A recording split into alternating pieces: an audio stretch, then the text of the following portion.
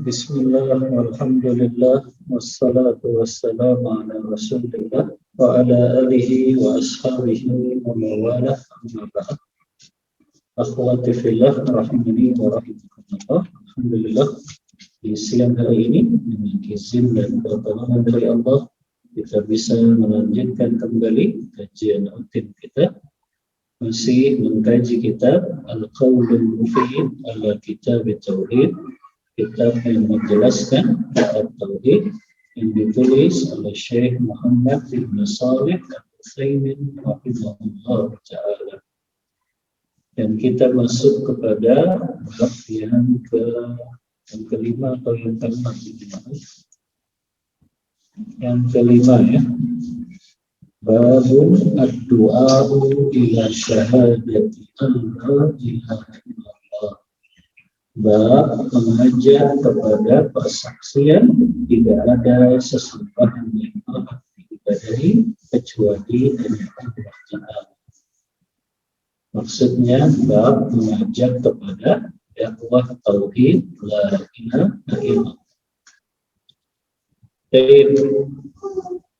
Qala Syekhul Mu'allif rahimahullah, berkata pengarang kitab ini Syekh Utsaimin rahimahullah ta'ala, hadha at-tartib alladhi dzakarahu al-mu'allif min ahsani ma yakun. Urutan dalam bab-bab yang ada dalam kitab tauhid adalah urutan yang sangat bagus. Yang pertama, kita disebutkan tentang bab keutamaan dan keistimewaan tauhid. Yang kedua, disebutkan tentang bab cara mengaplikasikan tauhid. Yang ketiga, lain untuk juga mentauhidkan Allah Ta'ala. Kata Syekh Utsaimin, la yutimmul imanu illa idza da'a ila tauhid. Tidak sempurna keimanan kita, orang yang beriman, sampai kita mengajak orang lain untuk mentauhidkan Allah Ta'ala.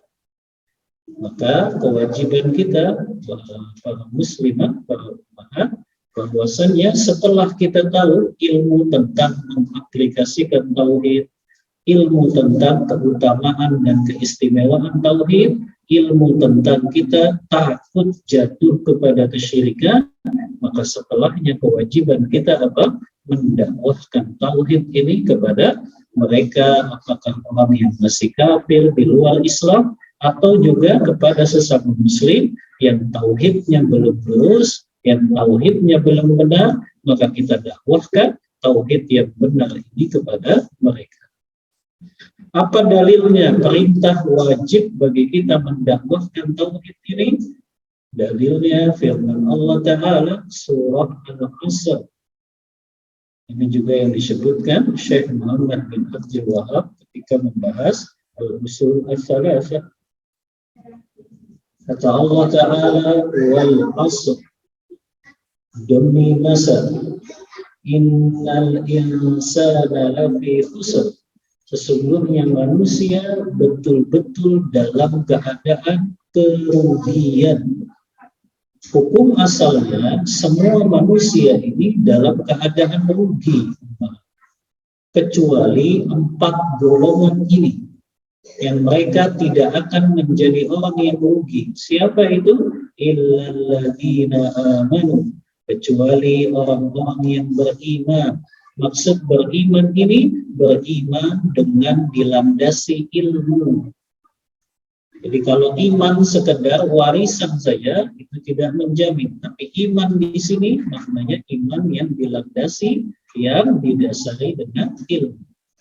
Yang kedua, yang mereka juga tidak akan mengalami kerugian di dunia, wa amilus shalihat, orang-orang yang senantiasa beramal saleh, yang itu dilandasi dengan ilmu juga amal salehnya.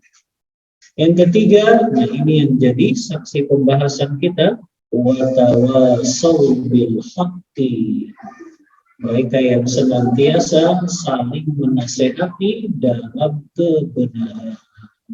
Maksudnya saling mendakwahi untuk menuju kepada tauhid, kepada Allah yang benar. Begitu ya, jadi wajib hukumnya kita mendakwahkan la ilaha illallah ini kepada saudara-saudara kita kaum muslimin yang tauhidnya belum lurus dan juga kepada orang-orang di luar Islam. Apa dalilnya? Bab tentang mengajak orang untuk bersaksi tidak ada sesembahan yang hak selain Allah. Dalilnya yang pertama, firman Allah Ta'ala, surah Yusuf ayat 108. Allah Ta'ala berfirman, wa qaulullahi ta'ala, qul hadhihi sabili ad'u ilallah ala basiratin wa ala basiratin ana wa man ittaba'ani. Allah Ta'ala mengatakan, qul, katakanlah wahai Muhammad, hadhihi sabili, ini adalah jalanku. Apa maksudnya jalanku di sini? Jalan hidupku. Apa jalan hidupnya Rasulullah? Ad'u ilallah. Aku selalu menyeru manusia kepada Allah Ta'ala. Karena manusia ini ada dua macam kalau mengajak orang lain. Yang pertama, ada orang yang mengajak orang lain kepada Allah. Yang kedua, ada orang yang mengajak orang lain kepada selain Allah. Walaupun mungkin berbungkusnya dengan agama. Apa yang membedakannya umat? Orang yang mendakwahkan orang lain betul-betul kepada Allah dengan orang yang dakwahin orang lain, tapi itu tidak atau bukan karena Allah. Bedanya kata Syekh Utsaimin di sini, fadda'i ilallahi ta'ala huwal mukhlisul ladzi yuridu an yusalan nasu ilallahi ta'ala. Bedanya adalah orang kalau dia ngajak orang lain kepada Allah itu betul-betul ikhlas, maka dia betul-betul menginginkan orang tersebut kembali kepada jalan Allah Ta'ala. Tapi beda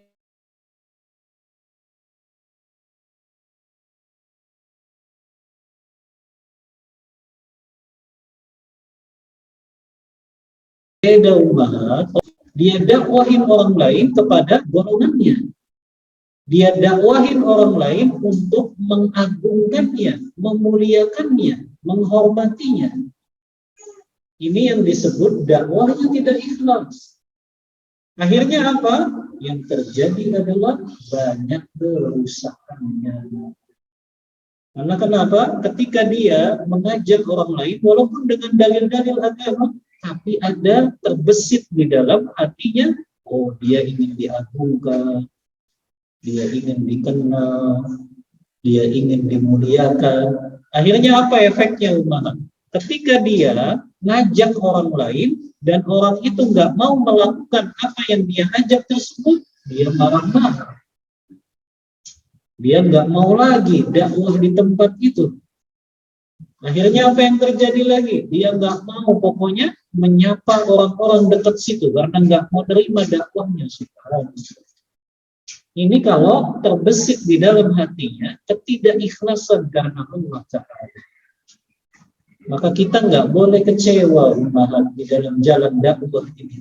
Apalagi kecewanya karena orang nggak mau ngikutin kita. Syekh Utsaimin mengingatkan bahwasannya dai, orang yang ngajak orang itu kepada Allah, itu ada dua macam.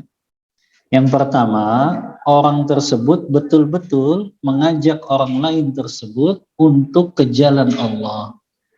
Yang itu dia syaratnya harus betul-betul ikhlas. Ikhlas itu bagaimana? Tujuan dia hanya supaya orang ini betul-betul kembali kepada jalan Allah. Bukan ngajak untuk ngikutin dirinya. Bukan ngajak untuk ikutin kelompoknya. Bukan ngajak untuk ikuti golongannya. Kalau orang seperti ini, itu cenderung dia nggak ikhlas dakwahnya, bukan untuk ngajak orang kepada Allah Ta'ala. Maka ini yang akhirnya kalau orang itu ngajak orang lain kepada selain Allah, Apa efeknya? Kalau dia nggak diterima ajakannya, dia akan kecewa. Dia kecewa ketika dia nggak dihormati, dia kecewa ketika nggak diagungkan, dia kecewa ketika disepelekan, maka itu berarti masih tidak ikhlas dakwahnya. Tapi kapan dia boleh kecewa? Ketika dia kecewa itu orang ini nggak mau mengikuti kebenaran. Jadi itu yang kita sedihkan, Ummahat. Jadi kalau dakwah kita ditolak bukan karena kita nggak dihormati, bukan karena kita nggak dimuliakan, bukan karena kita nggak disanjung-sanjung, bukan itu tujuannya. Tapi ketika kita sedih adalah ketika kita melihat orang ini nggak mau mengikuti kebenaran. Maka ini diingatkan oleh Syekh Utsaimin tentang banyaknya orang yang dia berdakwah, tapi dakwahnya tuh terselipkan dengan apa? Ngajak orang supaya ikuti segala apa yang dia ucapkan. Akhirnya dia ngajak orang kepada apa? Sikap fanatik. Ya, bahwa semua perkataannya pasti benar. Ya, akhirnya dia ngajak kepada apa? Kelompoknya, golongannya, ya. Yang itu akan menjadikan apa? Justru orang-orang yang belajar darinya akan bersikap fanatik kepadanya. Dan ini bukan dakwah kepada Allah. Karena orang kalau dakwahnya kepada Allah, dia nggak mengajak orang kepada dirinya pribadi. Dia nggak ngajak orang lain kepada kelompoknya. Dia nggak ngajak orang lain kepada golongannya, tapi dia ajak orang lain pada jalan Allah Ta'ala. Ini yang pertama, Ummahat. Makna ad'u ilallah. Ingat Ummahat ya, kita tidak dakwahkan orang untuk ngikutin kita. Kita tidak dakwahi orang untuk ikut golongan kita, ikut kelompok kita, ikut partai kita. Bukan. Kita ngajak orang lain kepada jalan Allah Ta'ala. Tapi di sini disebutkan syaratnya, ketika kita ingin mendakwahkan agama Allah. Apa kata Allah? Ad'u ilallah ala basiratin. Apa maknanya ala basiratin, Ummahat? Ala ilmin. Kita mengajak orang ke jalan Allah dengan landasan ilmu. Dan di sini dijelaskan oleh Syekh Utsaimin ada 3 ilmu yang harus dipenuhi oleh dai dan daiyah ketika dia ngajak orang lain ke jalan Allah Ta'ala. Ya. Ada 3 ilmu, umat. Berarti di sini syaratnya apa saja? Seseorang itu berdakwah di jalan Allah. Yang pertama keikhlasan, yang kedua dia memiliki ilmunya. Ya. Ini saja syaratnya. Seseorang dia berdakwah, mendakwahkan kalimat Allah, tauhid ini yang pertama, dia ikhlas mendakwahkan itu, dan yang kedua dia memiliki ilmunya. Ilmu apa saja yang harus dimiliki oleh orang yang mendakwahkan tauhid ini? Yang pertama tentu ilmu syariah yang berkaitan dengan masalah tauhid ini. Maka ketika dia mendakwahkan tauhid, dia harus punya ilmunya tentang masalah kalimat la ilaha illallah. Apakah itu rukun-rukunnya? Rukun kalimat la ilaha illallah ada berapa, Ummahat? Ada berapa rukun la ilaha illallah? Ada berapa rukunnya? Rukun kalimat la ilaha illallah ada berapa? Hah?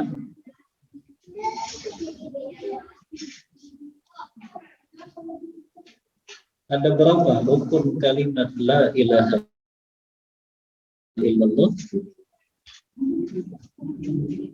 Ada berapa? Rukun. 2 saja. Yang pertama apa? An-nafyu, yang kedua al-itsbat. Meniadakan segala sesembahan. Yang kedua apa?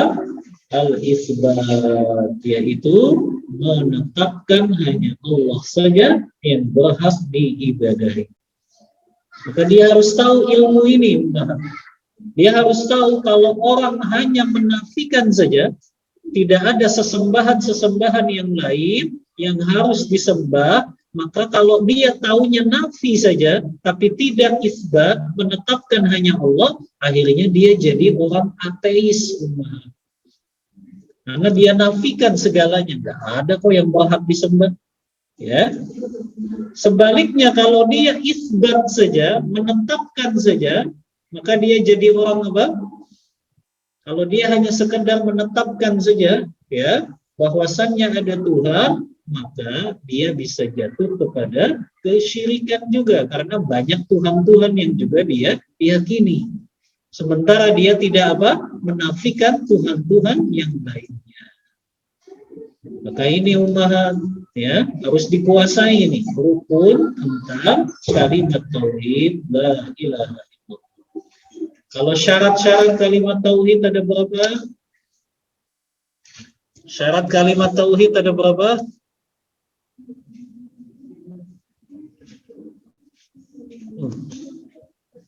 Berapa ummahat? Syarat kalimat tauhid la ilaha illallah.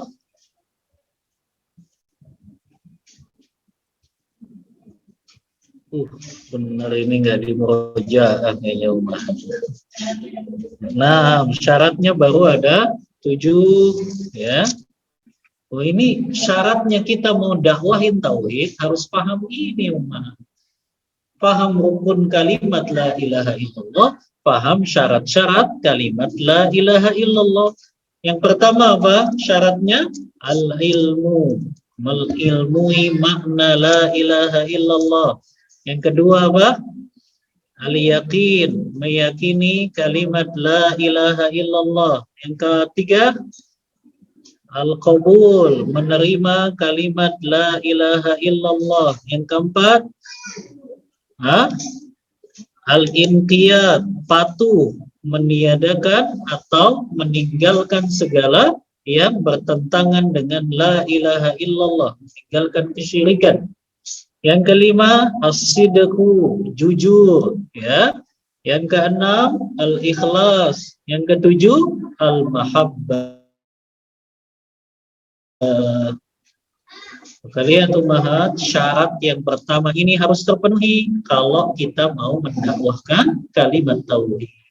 Faham tentang rukun-rukun la ilaha illallah dan juga syarat-syarat kalimat la ilaha illallah. Ya. Yang kedua, ilmu apa lagi yang harus dikuasai oleh orang yang mendakwahkan tauhid ini?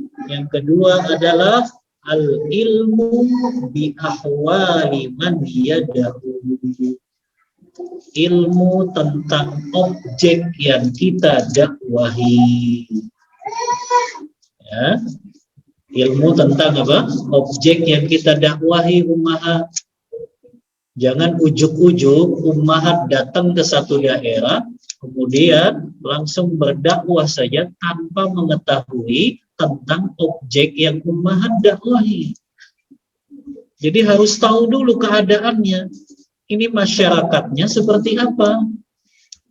Jangan-jangan memang mayoritasnya cuma lulusan SD dan SMP saja.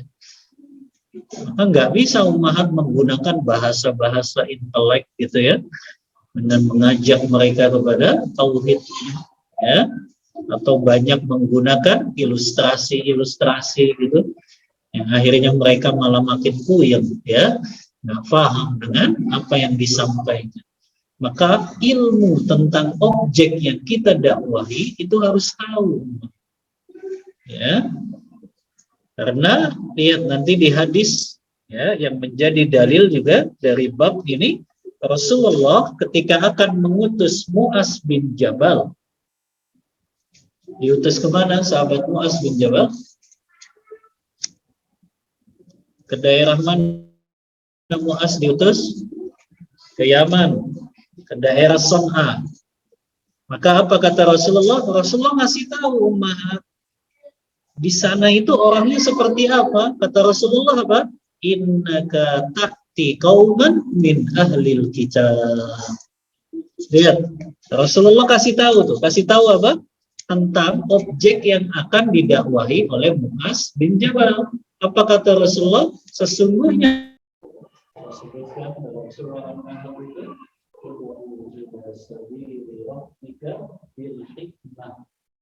serulah manusia kepada jalan Rabbmu dengan hikmah. Apa yang dimaksud hikmah di sini, umat? Hikmah di sini maknanya apa? Dengan kelembutan, ya, wal mau'izatil hasanah, dengan nasihat-nasihat yang baik, ya, wajadilhum billati hiya ahsan, ya, dan berdiskusilah dengan cara yang paling baik. Ya. Maka ini 3 ilmu yang harus difahami oleh seorang dai ketika dia akan mendakwahkan tauhid ini. Ya. Dan ingat 2 tadi ya, syaratnya kalau kita mendakwahkan tauhid. Yang pertama, kita ikhlas betul-betul ngajak orang tersebut ke jalan Allah, bukan untuk ngajak orang itu ngikutin kita, ngikutin golongan kita, ngikuti kelompok kita. Bukan itu dakwah kita. Dakwah kita hanya mengingatkan mereka pada kampung akhirat. Dakwah kita hanya mengingatkan mereka kepada kematian, hari pembalasan. Dakwah kita mengingatkan mereka menegakkan sunnah-sunnah Rasulullah. Maka itu kita nggak akan kecewa walaupun mungkin banyak yang menolak. Ketika banyak yang menolak, kita nggak kecewa. Karena kenapa? Kita hanya mendakwahkan jalan Allah. Jadi nggak perlu kecewa kalau ditolak umat. Kebanyakan kita kan nggak sabar, ya. Sudah bertahun-tahun misalnya mendakwahkan tauhid, mendakwahkan sunnah, ternyata orang-orang di daerahnya nggak mau menerima itu, akhirnya apa? Akhirnya dia nggak mau dakwah lagi. Akhirnya dia putus asa. Akhirnya apa? Dia nggak mau menyapa orang-orang yang sudah nolak dakwah dia. Ya, kebanyakan begitu kan? Akhirnya itu malah merusak jalan dakwah ini. Ya, maka harus betul-betul ikhlas karena Allah. Karena kalau dia ikhlas karena Allah, walaupun ditolak, walaupun mungkin dicaci maki, dicela, direndahkan, tapi dia tahu karena Allah dia lakukan itu, maka dia nggak akan kecewa karena dia sudah mendapat pahala dari apa yang dia dakwahkan terus. Nah, maka ini ummahat 3 syarat kalau seseorang ingin mendakwahkan tauhid ini, maka dia harus memenuhi ilmu ini. Pertama, ilmu tentang syariat ini. Yang kedua, ilmu tentang objek yang dia dakwahi. Yang ketiga, ilmu tentang metode dakwahnya. Nah, dan Anda ingatkan syarat tadi ya, kalau kita mau berdakwah betul-betul ikhlas hanya karena Allah. Yang kedua, dengan dibekali ilmu. Baik, paham sampai sini ummahat? Paham ya? Baik, kita lanjut. Berkata Syekh Utsaimin rahimahullahu ta'ala, wa man da'a ilallahi thumma ra'an nasa farina minhu fala yai'as wa yatruku da'wah fa inna Rasulullah sallallahu alaihi wasallam qala li'al infiz ala rislika fa wallahi li ayyahdiyallahu bika rajulan wahidan khairan laka min humurin na'am. Kata beliau, siapa yang mengajak orang lain kepada Allah, kemudian dia lihat orang-orang yang dia ajak ini malah lari darinya, maka tetap dia nggak akan putus asa dan dia nggak akan tinggalkan dakwah ini, karena dia ingat selalu dengan pesan Rasulullah, infis ala rislika, ya, hendaklah kalian berdakwah dengan cara pelan-pelan, perlahan-lahan. Dan demi Allah, kata Rasulullah, engkau memberikan petunjuk kepada orang lain yang itu cuma satu orang saja, itu lebih baik untukmu daripada engkau memiliki unta merah. Unta merah itu harta yang paling berharga di zaman dulu. Kalau sekarang mungkin bisa kita kiaskan dengan mobil apa yang paling mahal, mahal? Mobil apa yang paling mahal? Mobil apa yang paling mahal hari ini?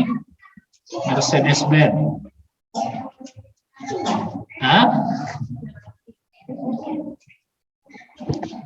Apa mahal? Nggak kedengeran? Apa mobil yang paling mahal hari ini? Ferrari, Lamborghini. Ya. Maka engkau memberikan petunjuk kepada satu orang saja, kata Rasulullah, itu lebih baik bagimu daripada unta merah, kendaraan paling mewah di zaman dulu. Berarti kalau sekarang lebih baik untukmu dari mobil Lamborghini. Ya, karena itu harta yang paling mewah. Ya, maka nggak perlu kecewa. Dakwah kita ditolak, perkataan kita tidak diindahkan, ya, ajakan kita selalu diabaikan, nggak perlu kecewa. Kita ingat hadis itu. Ketika kita mendakwahkan orang lain kepada tauhid, mendakwahkan orang lain betul-betul ke jalan Allah, maka kita sudah dapat pahala apa? Melebihi atau lebih baik daripada unta. Ya, jadi nggak perlu marah, nggak perlu emosi, nggak perlu malah nggak mau menyapa orang yang kita dakwahi dan dia nolak. Ya, maka biasa saja ketika dakwah kita ditolak, maka tetap kita berakhlak dengan akhlak yang mulia. Kita tetap saling sapa kalau ketemu. Ya, justru kan orang banyak yang mereka kembali ke jalan dakwah salaf ini karena mereka lihat akhlak kita. Jangan sampai lisan yang kita sampaikan itu beda dengan akhlak yang kita miliki. Maka harus selaras semua. Selain berdakwah dengan lisan kita, ngajak orang lain kepada tauhid yang benar, ngajak orang lain kepada sunnah-sunnah Rasulullah, ngajak orang lain untuk betul-betul mengagungkan Allah, maka diiringi dengan akhlak-akhlak yang baik. Akhlak-akhlak yang mulia, akhlak-akhlak yang orang itu betul-betul menjadi simpati kepada dakwah tauhid. Maka di sini dijelaskan sama Syekh Utsaimin, ya. Fa idza da'a ila Allah wa lam yujab falyakun ghadabahu min ajli annal haqqa lam yuttaba. Apabila seseorang mengajak orang lain kepada jalan Allah dan ajakannya tersebut tidak diterima, maka marahnya orang tersebut adalah karena sebab orang itu tidak mau mengikuti kebenaran, bukan karena sebab orang itu nggak mau memenuhi ajakan kita. Bisa dibedain nggak, Umar? Kita marahnya karena apa ini? Karena orang nggak mau mengikuti kebenaran yang kita sampaikan. Jadi bukan karena orang tersebut menolak ajakan kita. Itu baru orang yang dakwahnya betul-betul ikhlas hanya karena Allah. Kalau dia marahnya apa? Karena orang itu nggak mau mengikuti kebenaran. Makanya fa'idza kana yaghdhabu lihada fa ma'nahu annahu yad'u ila Allah fa idza istajaba wahid kafa wa idza lam yustajab ahadun faqad abra'a dhimmatahu aidan wa fil hadis wan nabiy wa laysa ma'ahu ahad. hadis yang sudah kita bawakan dalam bab mereka yang mengaplikasikan tauhid, dia masuk surga tanpa hisab dan apa kata Syekh Utsaimin? Orang yang betul-betul ketika dia berdakwah ikhlas karena Allah, kemudian dakwahnya tersebut ditolak, dakwahnya tersebut tidak diikuti, dan dia marahnya karena orang itu tidak mengikuti kebenaran, maka itu sudah cukup. Karena dia merasa sudah mendapatkan pahala dari apa yang dia dakwahkan. Ataupun orang itu menolak, maka dia sudah lepas kewajibannya. Dan dia ingat hadis yang pernah kita bahas, kan? Hadis yang berbicara tentang Rasulullah bermimpi, dan mimpinya Rasulullah wahyu, bahwasannya apa? Ada nabi yang datang pada hari kiamat tidak membawa umatnya satu. Karena tidak ada yang mau memenuhi panggilan dakwah Nabi tersebut. Apakah kita katakan Nabi itu gagal? Tidak. Ya, Nabi itu gagal, ya, karena ukuran dakwah seseorang bukan dengan banyak atau sedikit pengikutnya tersebut. Ya, maka ingat umat, dakwah ini ikhlas karena Allah, bukan untuk mengajak orang kepada diri kita, kepada kelompok kita, atau kepada golongan kita. Ya. Kemudian ala basiratin, ya, kata Syekh Utsaimin, ala basiratin di sini maknanya ala ilmin, yaitu di atas landasan ilmu yang mencakup di dalamnya ikhlas dan juga memiliki ilmunya. Bi anna aktsara ma yufsidu dakwah adamul ikhlas. Karena kebanyakan yang merusak dakwah itu adalah ketidakikhlasan. Atau yang kedua, tidak adanya ilmu. Nah, dicatat ini besar-besar umar. Apa perkara yang merusak dakwah? Salah satu dari dua. Merusak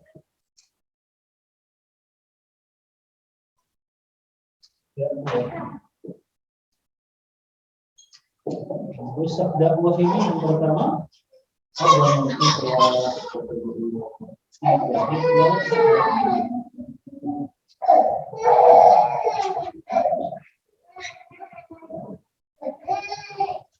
artinya ada kepentingan duniawi, ya, yang dia selipkan dalam niatnya. Yang kedua, ada ilmu, dia nggak punya ilmu tiga itu.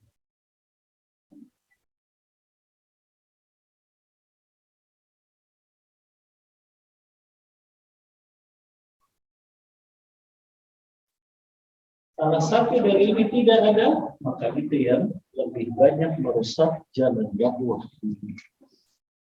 Ya, apakah dia tidak ikhlas, tapi dia punya ilmu, tetap akan rusak jalan dakwah. Atau sebaliknya, dia ikhlas sebetulnya mendakwahkan dakwah tauhid, tapi nggak ada ilmunya, maka ini juga akan lebih banyak merusaknya. Ya, makanya di akhir ayat ini apa? Allah mengatakan wa subhanallahi wa ma ana minal musyrikin. Ya. Subhanallah, maha suci Allah. Allah nggak pernah memerintahkan kalian untuk berdakwah tapi tidak ikhlas karena Allah. Maha suci Allah, Allah nggak pernah memerintahkan kalian dakwah tapi tanpa ilmu. Ini Allah sucikan dirinya dari memerintahkan hambanya untuk berdakwah tapi gak ikhlas. Atau yang kedua, Allah juga gak pernah perintahkan hambanya untuk berdakwah tanpa dia memiliki ilmu terlebih dahulu. Ya, ini cara memahami ayat ini, ya, bahwasannya orang yang dia betul-betul mau mendakwahkan kalimat tauhid ini ada dua syarat utama. Yang pertama, betul-betul ikhlas karena Allah. Yang kedua, betul-betul memiliki ilmu yang sudah kita sebutkan. Ya. Kemudian kata Syekh Utsaimin rahimahullah taala, ya, qauluhu ana wa man ittaba'ani. Perkataan aku dan juga orang-orang yang mengikutiku, maknanya di sini adalah ikutilah jalanku dan orang-orang yang mengikutiku. Dalam hal apa? Dalam hal ibadah dan juga dalam hal berdakwah. Maka ana di sini maknanya adalah, ya, ad'u ana ilallah wa man ittaba'ani yad'u aidan. Aku mendakwahkan manusia ke jalan Allah, dan orang-orang yang betul-betul mengikutiku pasti mereka juga mendakwahkan orang lain ke jalan Allah. Begitu maknanya. Faham memaham? Ya. Maknanya di sini, kalau kita betul-betul mengikuti Rasulullah, maka ajak manusia kepada jalan tauhid ini. Ya, makanya Allah tutup dengan wa subhanallah, maha suci Allah. Allah sucikan dirinya dari apa? Dari orang-orang yang dia berdakwah tapi tidak ikhlas karena Allah. Allah sucikan dirinya dari apa? Dari memerintahkan hamba-hambanya untuk berdakwah di jalan Allah, tapi dia tidak memiliki ilmunya. Dan Allah tutup juga dengan wa ma ana minal musyrikin. Ini menunjukkan seorang dai itu harus terlepas dari yang namanya kesyirikan. Jadi jangan sampai orang ini dakwahin orang lain, tapi dianya masih berbuat syirik. Nauzubillah. Ya, padahal Rasulullah saja sampai berikrar, wa ma ana minal musyrikin. Orang yang betul-betul mendakwahkan tauhid berarti dia pun sudah betul-betul menghilangkan semua kesyirikan-kesyirikan yang ada pada dirinya. Ya, jadi seperti itu. Ya, makna dari ayat ini, ya, qul hadhihi sabili ad'u ila Allah ala basiratin ana wa man ittaba'ani wa subhanallahi wa ma ana minal musyrikin. Bahwasannya kita diperintahkan, ya, untuk menempuh jalannya Rasulullah, yaitu jalan dakwah kepada tauhid. Kita ajak manusia kepada tauhid yang benar, betul-betul menjadikan ibadahnya hanya untuk Allah. Tapi dengan dua syarat tadi. Yang pertama, betul-betul ikhlas hanya untuk Allah. Yang kedua, betul-betul memiliki ilmu. Dan ilmu tadi sudah Anda jelaskan, ada 3 syarat ilmu yang harus terpenuhi bagi orang yang betul-betul ingin mendakwahkan. Paham memaham dalil yang pertama? Ayo, kita lanjut. Dalil yang kedua. Wa an ibni Abbas radhiyallahu anhuma anna Rasulullah sallallahu alaihi wasallam lamma ba'atha Mu'adzan ila al-Yaman qala lahu innaka ta'ti qauman min ahli al-kitab falyakun awwalu ma tad'uuhum ilaihi syahadata alla ilaha illallah. Dari sahabat Abdullah bin Abbas radhiyallahu anhu, sesungguhnya Rasulullah SAW tatkala mengutus Mu'adz bin Jabal ke Yaman. Jadi ada 2 yang diutus. Yang pertama Mu'adz bin Jabal, yang kedua Abu Musa al-Ash'ari. Mu'adz bin Jabal diutus Rasulullah ke daerah Son'a, salah satu daerah yang ada di negeri Yaman. Adapun Abu Musa al-Ash'ari diutus oleh Rasulullah ke negeri Aden. Dan Rasulullah memerintahkan keduanya apa? Untuk bersama-sama dan juga mereka tidak berpecah belah. Dan mereka pun diberikan wasiat oleh Rasulullah yassira wa la tu'assira, basyira wa dzakkira wa la tunaffira. Permudahlah dan jangan engkau persulit, dan berikan kabar gembira dan jangan membuat orang lain lari dari jalan Allah.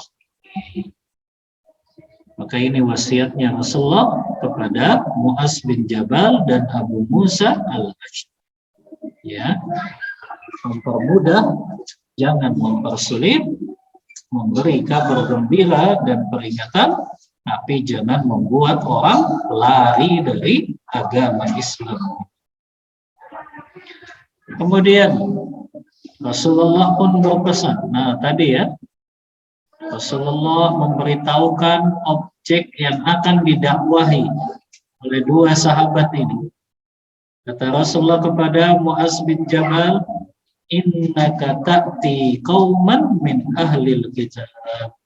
Sesungguhnya engkau akan mendatangi satu kaum yang kebanyakan mereka adalah ahlul kitab.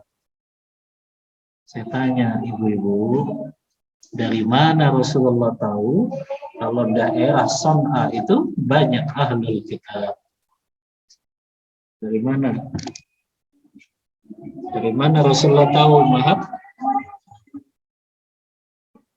Rasulullah kan belum pernah ke Yaman. Dari mana taunya? Nah, ada dua kemungkinan. Yang pertama, Rasulullah tahu berdasarkan wahyu. Ini kemungkinan yang pertama. Kemungkinan yang kedua, kata ulama, Rasulullah tahu dari kabar-kabar yang sampai kepada beliau. Bahwasannya mayoritas penduduk Son'a itu adalah dari kalangan ahlul kitab. Siapa yang dimaksud ahlul kitab ini? Siapa yang dimaksud ahlul kitab?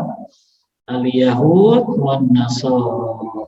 Orang-orang Yahudi dan Nasrani. Lihat, Rasulullah memberitahu objek dakwahnya Mu'adz bin Jabal. Karena kenapa? Karena Rasulullah ingin Mu'adz itu mempersiapkan keilmuan yang akan dia hadapi, bahwasannya objek dakwahnya itu ahlul kitab. Artinya kalau ahlul kitab itu dari Yahudi dan Nasrani, mereka juga sebetulnya orang-orang yang punya ilmu. Mereka punya ilmu apa, Umahat? Kalau ahlul kitab, ilmu tentang kitab-kitab terdahulu kan? Mereka paham tentang Injil, mereka paham tentang Taurat. Maka Mu'adz bin Jabal sudah dikasih tahu tuh. Oh, berarti yang saya dakwahkan ini orang yang memang sudah paham apa? Injil dan juga sudah paham tentang Taurat. Ini ilmu yang kita bahas, mengetahui objek yang kita dakwahi. Umat kalau diminta berdakwah ke satu daerah, tanya dulu masyarakatnya seperti apa, pendidikannya kebanyakan apa, ya, bagaimana ya kebiasaan hidup masyarakatnya. Jadi kita tahu nih objek yang mau kita dakwahi, ya, supaya kita nggak salah nanti. Ya, kita datang ke sebuah daerah yang ternyata tadi kebanyakan lulusannya SD dan SMP. Ketika dakwah banyak menggunakan bahasa-bahasa intelektual, banyak menggunakan bahasa-bahasa kitab juga. Ikhwati wa akhwati fillah. Ya, yang akan kita pelajari ini kitab yang muktamad. Subhanallah. Ya. Dia banyak menggunakan istilah-istilah yang orang ini makin bingung. Yang objek yang didakwahinya bingung. Karena dia gunakan bahasa-bahasa yang gak dipahami. Maka harus tahu objek yang didakwahi. Ya. Maka ini yang pertama, ya, bahwasannya seorang dai dia harus paham objek yang akan dia dakwahi. Kemudian juga setelah tahu objek yang akan dia dakwahi, maka Mu'az pun dipesan oleh Rasulullah mendakwahkan perkara yang paling penting terlebih dahulu. Apa itu? Faliyakun awwalu ma tad'uuhum ilaihi syahadata alla ilaha illallah. Maka perkara yang pertama kali engkau ajak mereka, wahai Mu'az, ajak mereka untuk bersaksi tidak ada sesembahan yang berhak disembah kecuali Allah saja. Ini menunjukkan apa, Umar? Kalau kita berdakwah, yang paling prioritas dakwah tentang apa? Tauhid, akidah yang benar, keyakinan yang lurus, yang tidak ada kesyirikan di dalamnya. Yang kita ada di zaman yang orang justru prioritasnya dakwahnya bukan dakwah tauhid.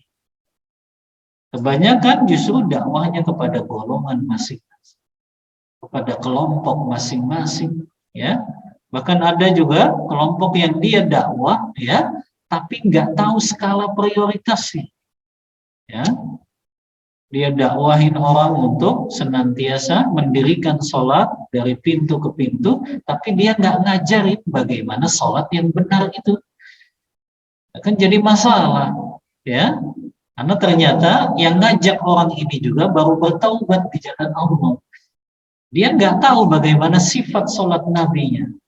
Dia nggak tahu bagaimana tata cara sholatnya, tapi dia ngajak orang untuk sholat. Ini jadi masalah juga. Ya, karena harusnya ketika dia ngajak orang untuk sholat, dia sudah paham tentang ilmu-ilmu yang berkaitan tentang sholat. Begitu juga ketika seseorang ngajak kepada kalimat tauhid, la ilaha illallah, dia paham tentang tadi rukun kalimat la ilaha illallah, syarat-syarat kalimat la ilaha illallah, pembatal-pembatal kalimat la ilaha illallah, agar dakwahnya ini betul-betul sesuai dengan metode yang diajarkan oleh Rasulullah Sallallahu Alaihi Wasallam. Maka ini umat, ya, prioritas dakwah kita ngajak orang kepada tauhid, ya. Kita tahu prioritas umat, ya. Jangan kita tahu orang ini misalnya dia memang segala dosa dia lakukan, ya. Dia mungkin suka minum minuman keras, dia mungkin juga suka judi, tapi dia juga suka berbuat syirik. Mana yang kita dahulukan dakwahkan? Supaya dia ninggalin syirik dulu, ya, supaya dia ninggalin kesyirikannya dulu. Ternyata dia hobi kedukun lah, dia hobi kepada peramal lah. Maka itu yang kita dakwahkan dulu, dakwahkan tentang masalah bahaya kesyirikan. Kalau dia mati belum bertaubat, maka dia akan kekal di neraka selama-lamanya. Ya, kalau dia ternyata mati dalam keadaan belum bertaubat dari dosa syiriknya, maka Allah akan hapuskan seluruh amal-amal soleh yang pernah dia lakukan. Maka itu yang kita ingatkan, ya, bahwa yang pertama kali kita dakwahkan, ajak manusia kepada kalimat tauhid. Itu la ilaha illallah. Ya. Begitu juga di antara faidah yang diambil dari hadis ini adalah makna syahadat, kata Syekh Utsaimin, adalah al-ilmu wan nutqu bil lisan. Ngajak orang itu kepada syahadat, bersaksi tidak ada sesembahan yang hak kecuali Allah, itu ngajak mereka untuk mengucapkan kalimat la ilaha illallah, tapi juga ngajak mereka untuk mengamalkan kalimat la ilaha illallah. Dan ini sering dibahas, ya, konsekuensi kalau seseorang mengucapkan kalimat la ilaha illallah, ya. Maka yang pertama dia ucapkan dulu itu kalimat syahadat yang menunjukkan persaksian dia tidak ada sesembahan yang hak untuk diibadahi kecuali hanya Allah saja. Jadi ini yang paling utama. Setelah dia ikrarkan itu, kasih tahu konsekuensinya. Dan yang bisa membatalkan kalimat tauhidnya. Apa diantaranya yang bisa membatalkan kalimat tauhidnya? Yaitu ketika dia beribadahnya kepada selain Allah Ta'ala. Dia beribadahnya kepada jin, kepada syaitan, kepada penghuni kubur, kepada benda-benda keramat. Itu kalau dia lakukan itu, batal. Sudah kalimat syahadatnya, la ilaha. Begitu juga ketika dia berdoanya kepada selain Allah, minta pertolongannya kepada selain Allah, minta perlindungannya kepada selain Allah, maka itu juga membatalkan kalimat la ilaha illallah. Maka ini ummahat yang harus sering kita dakwahkan, kan ini harusnya kepada mereka kaum muslimin yang masih hobi pergi ke dukun, hobi pergi kepada peramal, hobi untuk ngoleksi jimat-jimat lah, benda-benda keramat lah, benda-benda yang dianggap pusaka lah. Yang itu semuanya adalah bagian dari kesyirikan yang harus kita dakwahkan tauhid ini. Jadi ini prioritas semua, agar umat Islam ini betul-betul tauhidnya lurus. Makanya ini yang harusnya jadi prioritas kita, mendakwahkan kalimat la ilaha illallah, tidak ada sesembahan yang hak untuk diibadahi kecuali Allah Ta'ala. Nah, maka jangan sampai orang ini mengucapkan la ilaha illallah, tapi amalnya sehari-hari itu bertentangan dengan kalimat yang dia ucapkan. Dia ngucapin asyhadu alla ilaha illallah setiap hari, tapi ternyata kalau punya masalah datangnya ke kuburan, minta-mintanya kepada kuburan orang soleh, kepada kuburan para wali,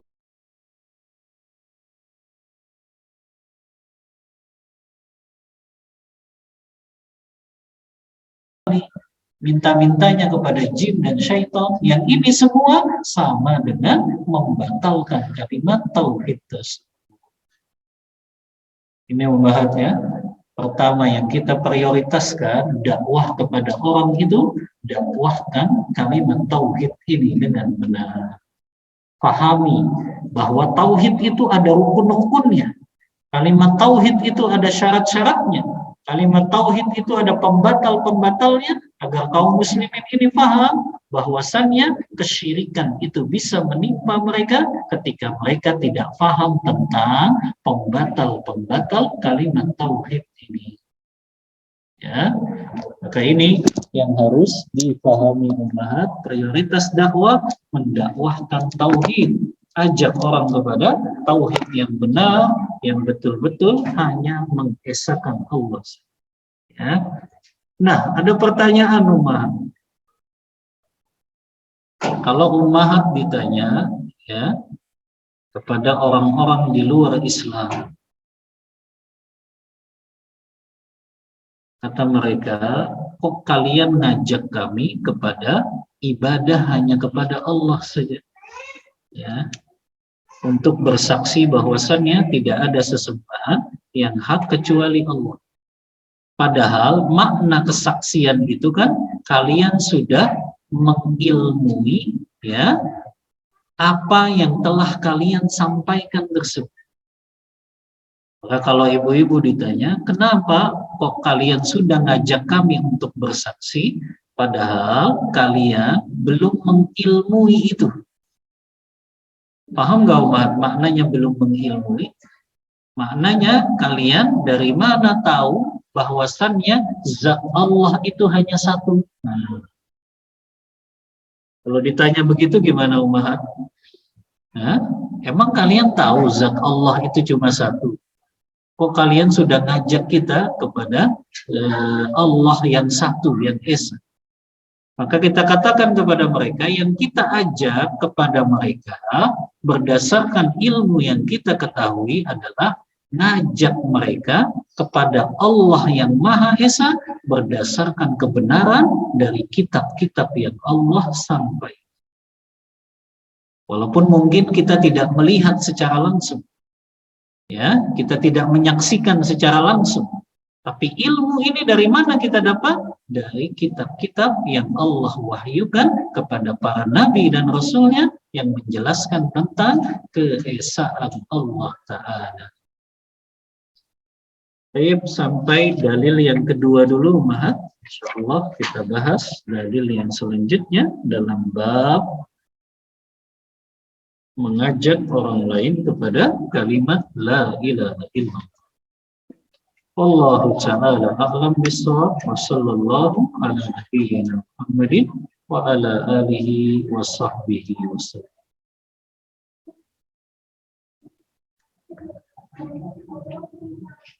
Yang pertama, bagaimana ciri-ciri ahlu sunnah yang terkena syubhat bergolongan seperti hizbiyah? Mohon penjelasan. Iya. Kalau mereka itu disebut hizbiyah, itu kalau mereka mendakwahkan kepada golongan mereka. Ini dakwah hizbiyah ini seperti ini, Ummah. Dia ngajak orang lain untuk apa? Untuk ngikutin dirinya, untuk ngikutin kelompoknya saja, untuk ngikutin golongannya saja, untuk ngikutin partainya saja. Ini baru dakwahnya dakwah hizbiyah. Dan ini tidak diperbolehkan karena tadi dakwah kita betul-betul mengajak kepada jalan Allah saja. Ya, itu ciri dari dakwah hizbiyah. Dia dakwahnya kepada apa? Pada golongan, kepada kelompok atau kepada diri orang yang mendakwahkan tersebut. Wallahu ta'ala a'lam bissawab.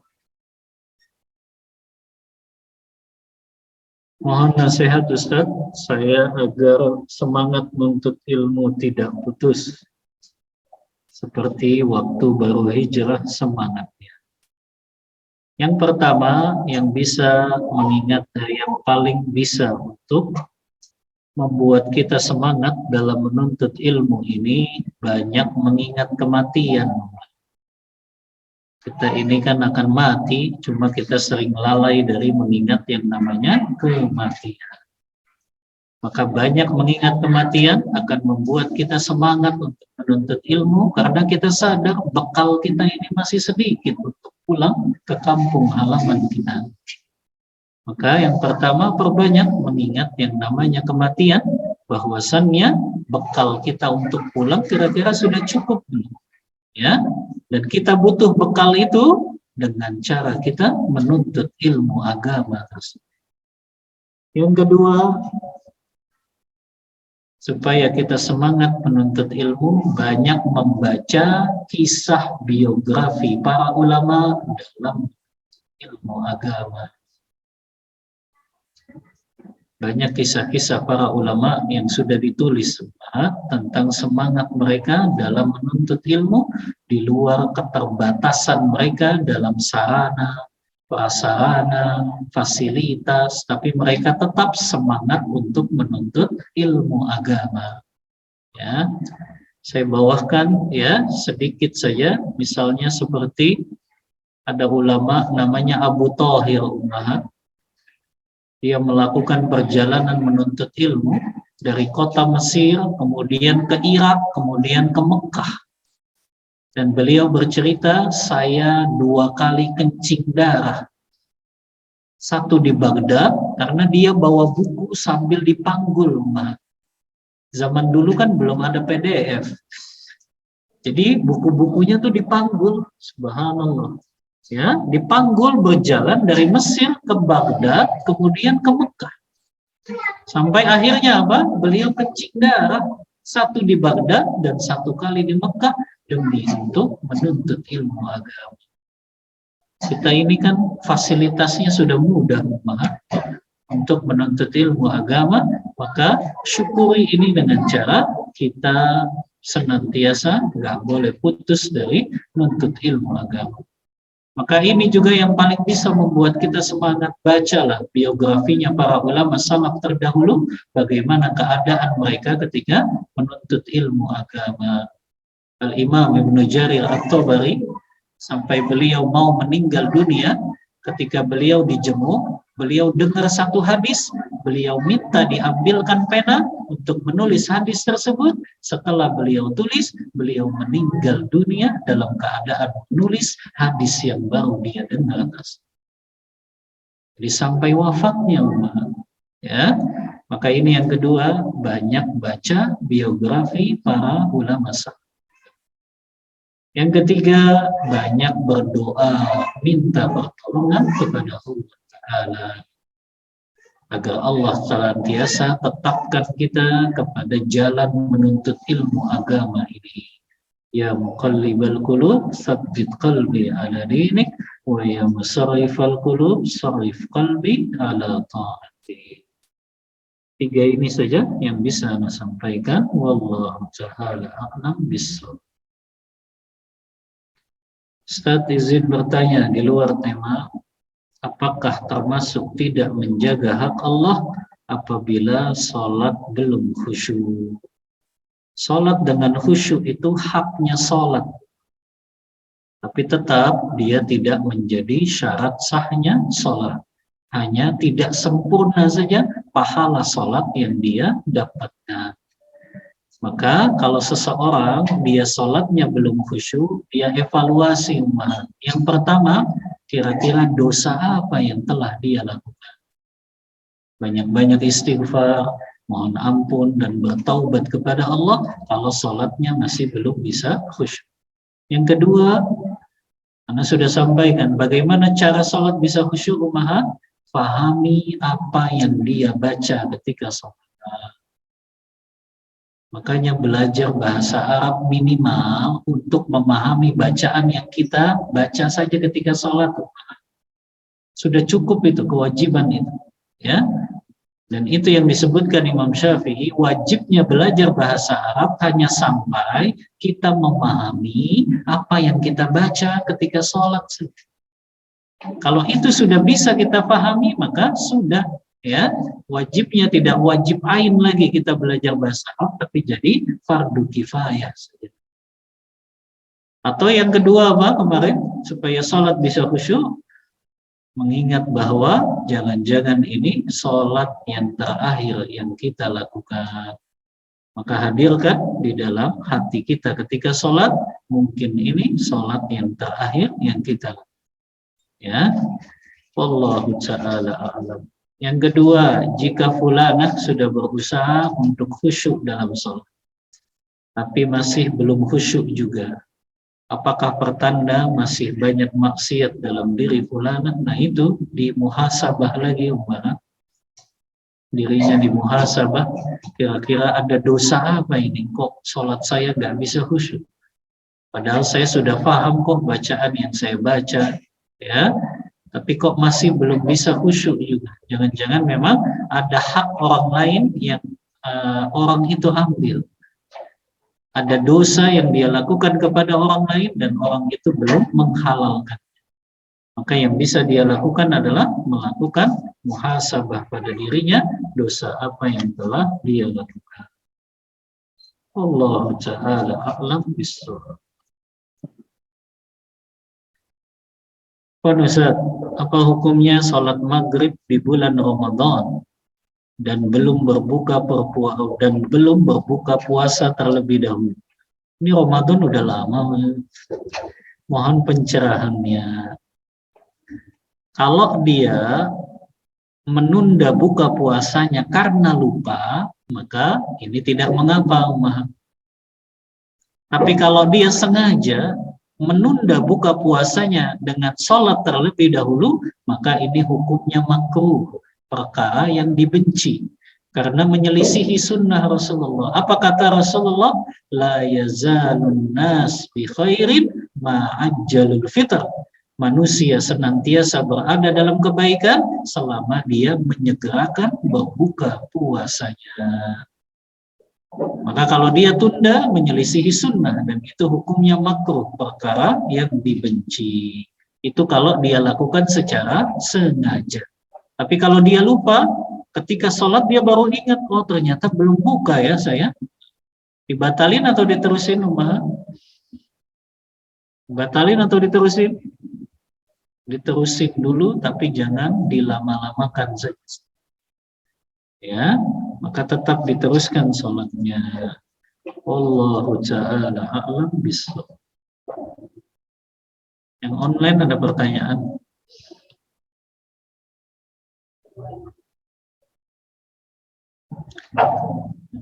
Nah, tafadhol. Tafadhol. Oh ini. Atau beda? Iya ini ya. Ustaz izin bertanya di luar tema. Suami saya ingin anak melanjutkan SMP di sekolah negeri dan bukan ke sekolah sunnah. Saya khawatir dengan pergaulan dan pendidikan agama anak jika sekolah di SMP negeri. Dari suami sendiri jarang sekali mengajarkan agama kepada anak.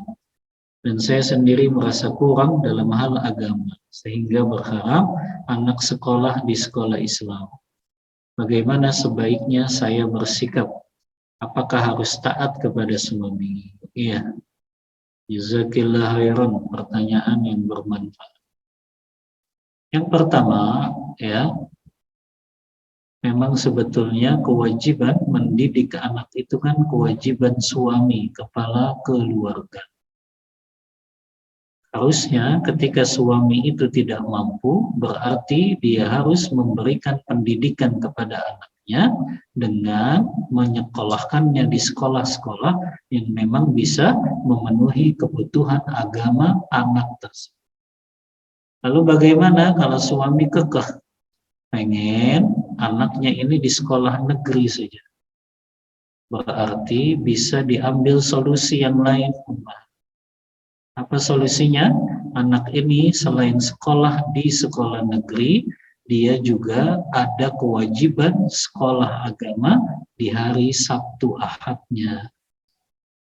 Atau mungkin datangkan guru privat agama kepada anak tersebut. Dia belajar berapa kali sepekan gitu. Ya. Yang di situ dia tetap nggak apa-apa belajar di negeri, tapi dia juga tetap tidak dilalaikan ilmu agama. Maka ajukan kepada suami, ya, dengan bahasa yang tentu tidak menggurui, ya, tapi ajukan saja opsi. Kalau memang anak harus di negeri, berarti harus ada guru privat yang ngajarin dia masalah agama. Anda jangan sampai ingatkan kepada suami, jangan sampai kita wafat, anak kita nggak bisa mengalirkan pahala kepada kita.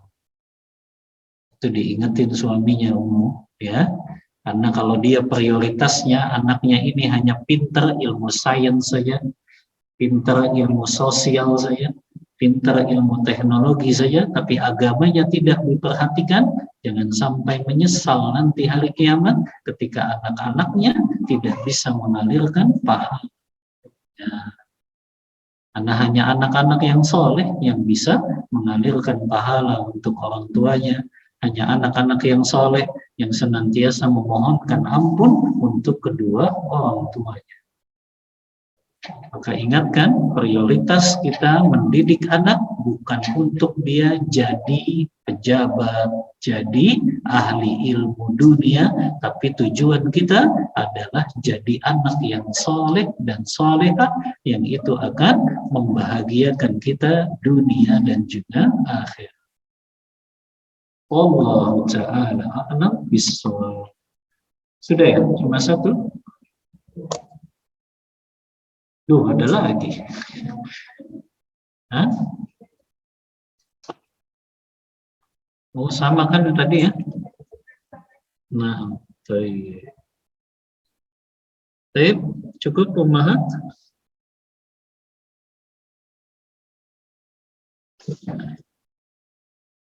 Baik, kita cukupkan kajian kita pada siang hari ini. Mohon maaf bila ada kata-kata yang kurang berkenan di hati ummahat semuanya. Aku qauli hadza wa astaghfirullah li wa lakum wa sallallahu ala nabiyyina Muhammadin wa ala alihi wa sahbihi wa sallam. Kita tutup kajian kita membaca doa kafaratul majlis. Subhanakallahumma wa bihamdika asyhadu an la ilaha illa anta astaghfiruka wa atubu ilaik. Walhamdulillahi rabbil alamin. Wassalamualaikum warahmatullahi wabarakatuh.